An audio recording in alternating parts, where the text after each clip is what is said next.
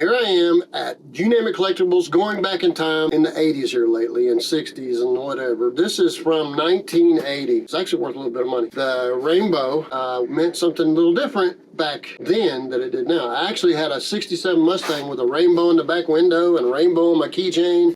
Rainbows meant something different. And I don't remember anybody asking me if they could make it diversification or anything like that, but they do now. But this is from 1980, so it's kind of dated. Might not see one like this every day, but here it is in my purview all the time at You Name It Collectibles in Castville, Missouri. Hi guys, this is Phil with You Name It Collectibles in Castville, Missouri. Castville, Missouri is just on the bottom, probably west of Missouri. Now, I've had this place for about 10 years, and I should have been sharing all along all the adventure that's been involved with this place. But I'm a repairman during the week, and then I come here on the weekend, and I just thought I would share with you guys some of the things that come my way. There's 3 floors of stuff, like 20,000 records, albums, 80,000 comics, action figures everywhere. And then I have sports cars, and this is what I was going to show you. This is a Tony Gwyn rookie, and it's really sharp in all the corners. And Tony Gwyn was a really, really good guy as far as he never did embarrassing things that I can remember. He had a very, very consistent batting average. He watched films. He worked hard at being a good baseball player. And so he was one of those guys that didn't do terrible things like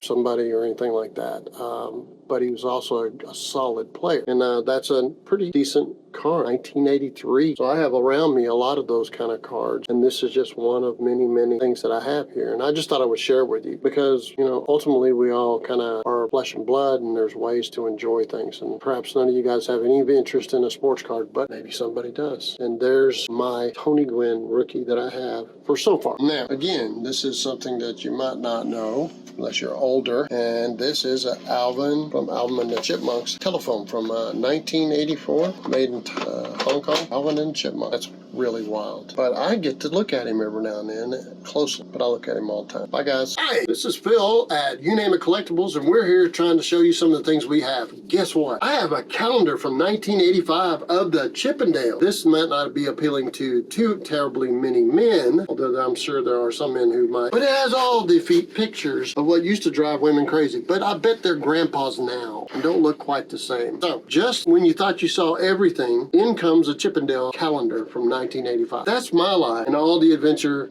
of seeing and doing things with people that I haven't met before, and some I have. Anyway, there you go, guys. Hi, guys. This is Phil again with You Name It Collectibles, just sharing some of the things I get to play with and see things that I hadn't seen before, toys and playful things. And today, it's kind of a rough box, but it's still there. Breathless Mahoney was 1990, and Madonna played her, and she could sing. In this particular, she has a microphone and things like that to make her look neat, but check it out. A character from the Dick Tracy series, Dick Tracy's girlfriend. I get to hang on to Dick Tracy's girlfriend, and every now and then I mention it to other people, like, oh yeah, I remember 1990, somewhere back in there. Kind of a cool thing. There's a lot of characters from the Dick Tracy series, different times too. Little figures, some of them about that big, but I should have some other large ones like this one. But it's just neat to see. They're markers in time, triggers that are happy generally. Just thought I would share with you. See ya. And for all you Turtles fans, this is a Ninja Turtle alien that came in. He's Triceraton, and he's missing his tail. So he got in a fight and lost his tail. But this is from the 1990s on the Ninja Turtle series. Pretty unusual. Not neat. See you guys. Anyway, so what he's talking about is I actually handle the online stuff. I deal with Reddit and Discord, and I had posted one of our items. Slide it over a little bit this way. There you go.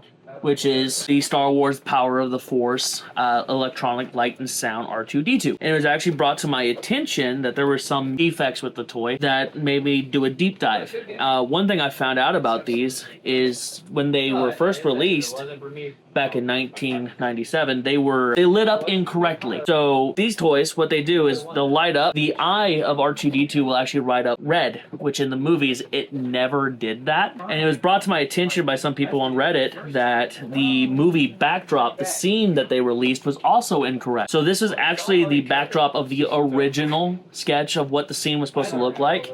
So the actual movie scene that was released has more stones in the background. So not only does the toy light up incorrectly, the background is also incorrect. I mean, I just thought that was kind of interesting that we have that lying around and that there's a little bit more of a story to it, just like everything else you can find here at You Name It Collectibles. Well, guys, I wanted to let you know some more things that I felt were kind of interesting. You know who that is? That's Sherry Lewis Lamb Chop, and this is from 1993. So what is that, 28 years old? No, No, 32. 32? Wow. So this was a hand puppet. This, not the particular figure, but the figure that was used. Somewhere I think I have the Lamb Chop hand puppet. I think we sold that. Maybe, but it's kind of cool. I've never seen one even when I was a kid. So nightlight type thing. Not every day you see this stuff. It's kind of cool to me. Anyway, I'll see you guys later.